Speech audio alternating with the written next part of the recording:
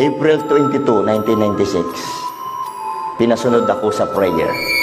At itong prayer na ito ay talagang isinapuso ko sapagkat ang sabi sa akin ng pastor, hindi pala pastor, actually kapatid ko siya sa laman, biological brother ko po. Sabi sa akin, Ton, pag tinanggap mo si Jesus sa pamamagitan ng dasal na ito, papasukin mo sa sayong puso, alas 7 ng gabi yun, April 22, 1996. Bakit ko alam na alam? Isinulat ko pa doon sa Gideon International na maliit. Nung nawala yung Bible ko, haligap ako, hanap ako, nasa na yun, baka mawala kaligtasan ko. So hindi ko pwedeng malimutan kung kailan ako na-save. Okay? Simula noon mga kapatid, sabi sa akin nung aking na nag-witness sa akin, ligtas ka na kung totoong pinag-pray mo o totoo sa puso mo yung panalangin ng pagtanggap. Naalala ko, ano bang mensaheng binigay niya sa akin? Of course, Romans Road. Sanay tayo dyan Romans Road. Talagang tuloy-tuloy. Pero hindi ko naiintindihan ang kasapatan ng ginawa ni Jesus Christ. Ang alam ko lang, takot ako sa impyerno. Kasi tinakot niya ako May apoy, may uod na dinamaman. Walang hanggang parurusahan. Takot na takot ako. Gusto mo tanggapin si Kristo? Sinong ayaw? Sige na, mag-pray na tayo. Edi nag-pray kami. Simula nun mga kapatid, sa puso ko ay ligtas talaga ako. Nakadalo ako sa Presbyterian Church. Yun ang unang-una kong simbahang inatinan, Presbyterian Church. Binuhusan ako sa ulo kasi hindi po lubog ang bautismo ng Presbyterian. Ay Calvinist pala. Bago ako pumunta ng Manila, mga kapatid, umattend ako sa Foursquare, umattend ako sa Oneness Pentecostal, nagbungmangyan. Sa madalit salita, sobrang aktibo ko. Nagtuturo ako sa Sunday School, nagtuturo ako mga kapatid sa DVBS, may small groups Bible study ako. Pero dumating yung time, kapag kabataan ka, dumarating yung time, nagiging karnal ka. Nadadala kami sa barkada, ang problema ko ito. Bakit kaya tuwing ako'y mag-a-absent sa church, feeling ko hindi na ako saved? Pag hindi na ako naging aktibo, parang hindi na ako saved. So meron akong duda kung ako'y talagang ligtas.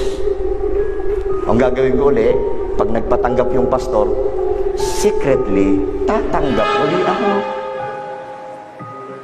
Pero mga ngatiwiran ako sa sarili ko, pero sabi nung aking kapatid, huwag kong kalimutan yun Yung April 22, 1996, doon ang spiritual birthday ko. Pero ba't hindi pa rin ako maka-assured? Alam ko lahat ang verses tungkol sa assurance of salvation, pero nagdududa ako. Yun ang totoo. Yan yung sikreto ko. Hindi ko sinasabi ko kahit kanino.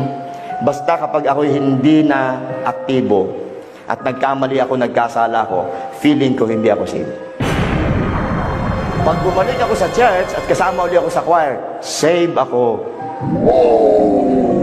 Bumagsak ulit ako, hindi na ako saved. Ako lang ang nakakalam noon. Pag bumalik ulit ako, nagturo ako, naging aktibo ulit ako, save na naman ako. Parang lalagpas ako ng langit sobrang spiritual ang feeling ko. Save ako. Hinahanap-hanap ko yung damdamin ng Pentecostal feelings. Na nagkukulong ako sa kwarto, umaawit ako mag-isa sa Panginoon. Ang sarap-sarap ng pakiramdam at feeling mo talagang sobrang lapit mo sa Diyos. Pero pag nagkasala ka uli, wala na naman yung feelings na yon. So ibig sabihin, sa puso ko at sa isip ko, wala akong matibay na pinangahawakan kung bakit ako ligtas. Yun lang sinabi ng kapatid ko, na ako ay ligtas kasi tumanggap ako sa Panginoon. Tumatak sa isip at puso ko yung verse na yun.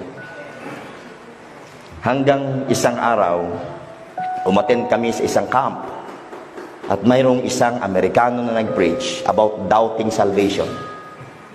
Sabi ko, ito na yun. Ito na yung hinahanap ko. Ano kaya explanation niya? Bakit kaya normal bang mag-doubt sa ligtasan? Binigay niya yung verse sa 2 Corinthians chapter 5 verse 6, we are always confident Binigay niya yung mga verses, mga kapatid, tungkol sa pag nagda-doubt ka, wala ka sa faith. Romans chapter 14. Ang dami namin. Dumating sa point, mga kapatid, na sabi ko, Lord, nag-pray talaga ako.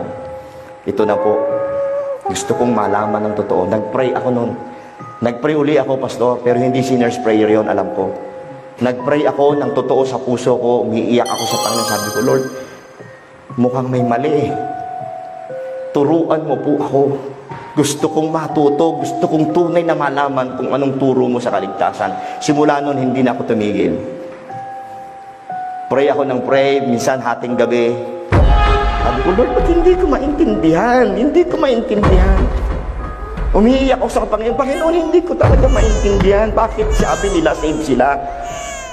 Nandun ako sa church, at lahat ng magpapasalamat, Amen, praise God, I'm saved. Nagte-testimony sila lahat. Nakiki-amen ako, Amen, Amen. Ganun ako ng ganun, pero sa loob ko empty. Bakit ganun? Hindi ako maka-assure na ako'y saved.